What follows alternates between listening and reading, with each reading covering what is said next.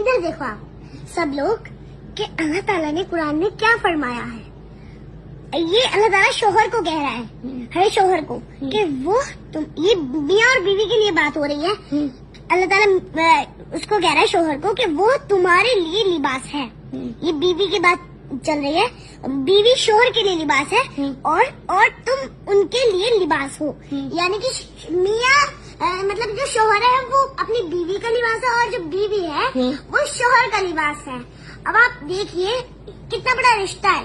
और एक देखिए, मान लीजिए गर्मी हो रही है, गर्मी में हम कॉटन पहनते तो है ना कपड़े, कोई लिबास हम पहनते तो है ना, चाहे कैसा भी मौसम हो, बरसात हो और भाई गर्मी हो सर्दी हो, कपड़े तो पहनते हैं। चाहे हम सर्दियों में ऊपर से कोट जर्सी वगैरह सब कुछ पहन लेते हैं, पर अंदर का लिबास तो अंदर का लिबास है ना।